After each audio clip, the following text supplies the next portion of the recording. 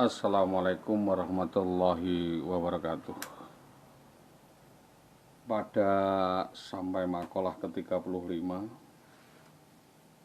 dari Hamid Al-Laqaf bahwa kepadanya dimohon wasiat oleh seseorang, lalu ia berpesan, ij'al li dinika hilafan kahilafil mushaf. Pasanglah sampul agamamu sebagaimana sampul dalam bukumu.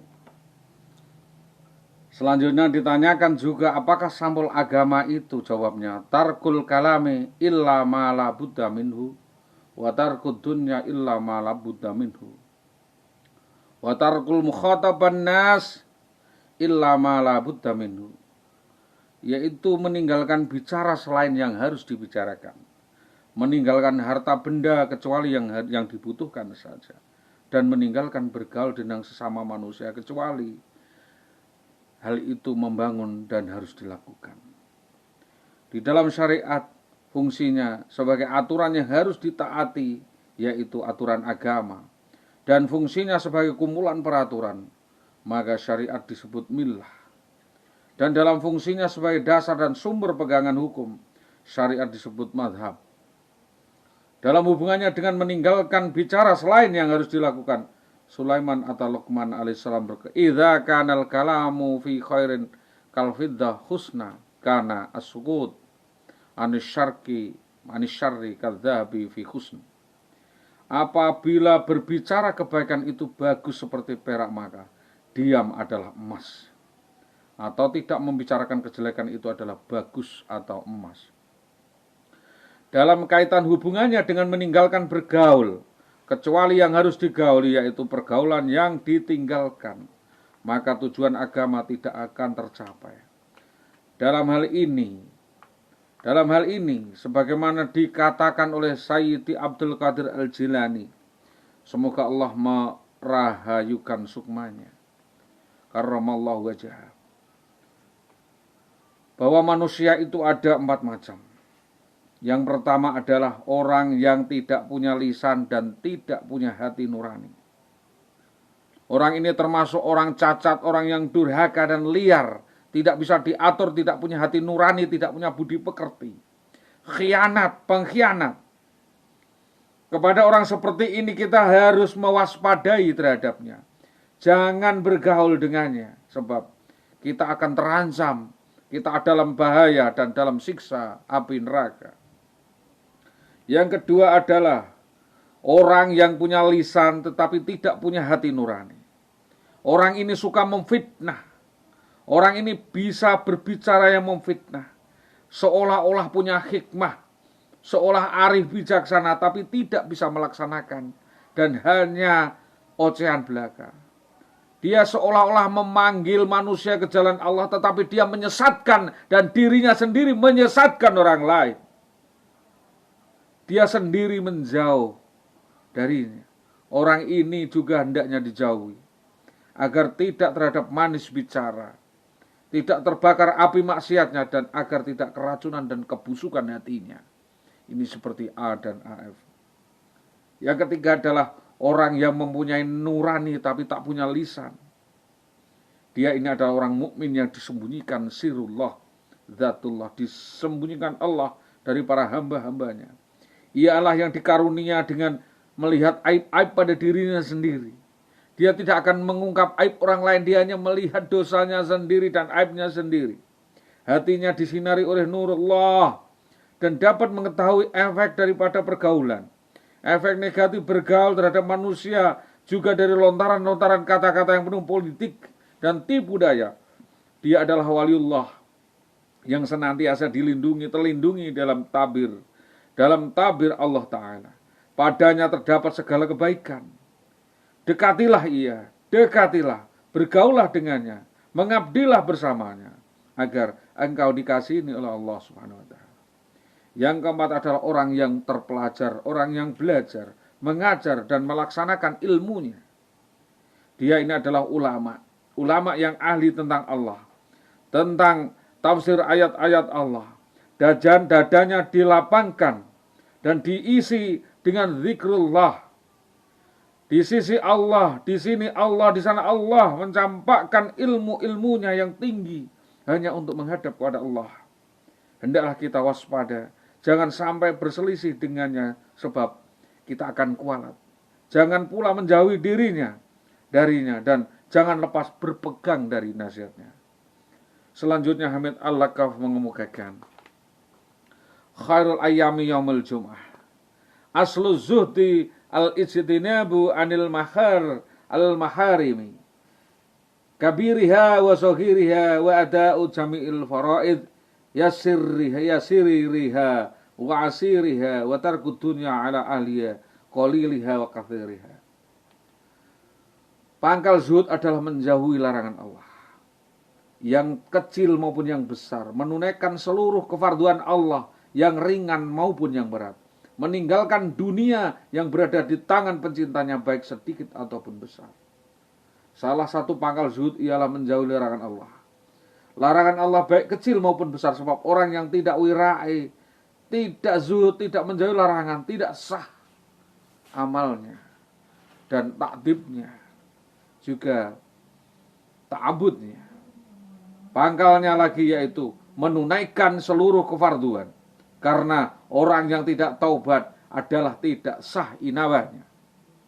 Taubat adalah syarat-syarat inabah. Taubat ialah menunaikan seluruh hak-hak Allah, yaitu dengan beribadah, dengan ta'abud. Sebab inabah ialah menyingkirkan diri dari kegelapan syubhat, sesuatu yang meragukan, sesuatu yang belum terang jelas halal haramnya, walaupun juga belum jelas haramnya. Pangkal zuhud yang ketiga adalah meninggalkan dunia. Meninggalkan dunia ini pangkal daripada segala kebaikan. Meninggalkan dunia baik sedikit maupun banyak. Karena orang yang tidak bersifat qanaah, tidak istiqamah, ya, tidak puas dalam menerima bagian yang ada dari Allah, tidak sah berbuat tawakal. Dan orang yang tidak tawakal itu tidak sah berbuat taslim. Tawakal ialah percaya dengan penuh mantap segala yang di sisi Allah, serta sama sekali tidak mengharapkan apapun yang ada di tangan manusia. Taslim adalah taat dan tunduk terhadap perintah Allah, serta menyingkiri perbuatan berpaling menuju halal yang tidak sepatutnya. Apa yang diwariskan oleh Luqman Al-Hakim bahwa ia menasihati anaknya sebagai berikut. Ya bunayya, innan nasa salasu athlatin. Thuluth lillahi wa thuluth li nafsi wa thuluth liduni. Fa amma huwa lillahi faruhuhu wa amma huwa li nafsihi fa'amaluhu wa amma ma huwa fi lidud fasjismuhu. Wahai anak-anakku, sesungguhnya manusia itu merupakan kesatuan tiga komponen, yang sepertiga untuk Allah, sepertiga untuk dirinya sendiri, sepertiga lagi untuk cacing-cacing. Sepertiga yang untuk Allah adalah ruh, ya. Sepertiga yang untuknya adalah amal perbuatannya. Sepertiga yang bagian cacing adalah tubuhnya. Dan dari Ali radhiyallahu karramallahu wajhah, salatu yazidu fil khifdi yudhibna al-balghama as-siwak as-sawmu wa qiraatul Qur'an. Tiga hal yang menambah kekuatan, menghilangkan lendir dahak adalah bersiwak, berpuasa, dan baca Al-Quran. Yang dimaksud lendir dahak ini adalah temperamen yang membentuk watak karakter manusia. Lendir dahak, darah, empedu hitam, empedu kuning, ini adalah empat dari penyakit. Al-khusun lil mu'minina minasyaitani salas. Al-masjidu khisnun, dzikrullahi khisnun, wa qiraatul Qur'ani khisnun. Bentengnya kaum muslimin dari godaan setan ada tiga, yaitu masjid. Yang kedua adalah zikir. Yang ketiga adalah membaca Al-Quran. Jadi menjaga masjid, menjaga zikrullah, dan yang terakhir adalah baca Al-Quran. Masjid menjadi benteng sebab di situ terdapat para malaikat dan orang-orang yang beribadah. Zikrullah, menyebut asma Allah, yang adalah benteng pertahanan, terutama zikir khawqala, la khawla wa la quwata illa billahil aliyil azim. Tiada daya upaya kecuali kekuatan Allah, melainkan pertolongan Allah yang maha tinggi, maha agung. Membaca Al-Quran juga adalah benteng, terutama membaca surat Al-Kahfi. sebagaimana yang telah dinyata dalam mujarrabat. Ka'bul Akhbar masuk Islam di mana pemerintahan sahabat Umar. Dia adalah seorang ulama tempat mengadu kaum Yahudi. Dalam makalahnya segolongan hukama, thalathun min kanzillahi ta'ala al-faqru wal maradu was sabru. 3 hal simpanan Allah Ta'ala, tabungan Allah adalah kefakiran, kesakitan, dan sabar. Jadi yang menjadi tabungan kita adalah sabar ketika kita sakit, sabar ketika fakir, dan sabar ketika kita dalam keadaan tidak memungkinkan untuk sabar. Sabar adalah ketabahan untuk tidak mengadu, baik kepada Allah maupun selain Allah. Menerima ya segala bencana, rela, ridha menerima qada, takdir, keputusan Allah tentang segala kejadian, yang adalah tidak tercela jika seseorang mengadu kepada Allah apapun kepada selain Allah, namun perbuatan itu menjadi tercela jika dilakukan dalam rangka sikap rela menerima timpaan bencana yang dikadakan. Sesungguhnya wajib bersikap rela dalam menerima qada, sebab karena sebagai hamba memang harus rela menerima qada dan tuannya. Demikianlah dalam At-Ta'rifat karangan Said Ali Al-Jirjani. Simpanan yang dimaksud adalah simpanan sesuatu yang berharga, sesuatu yang istimewa. Sesuatu yang istimewa, yang diistimewakan oleh Allah, yang diberikan khusus kepada orang yang dikasihi ini Allah, yaitu satu orang fakir, yaitu orang yang kekurangan dalam hal-hal yang diperlukan, tetapi tetap menjaga keimanan. Dan sakit, yaitu kondisi badan tidak stabil, tidak normal.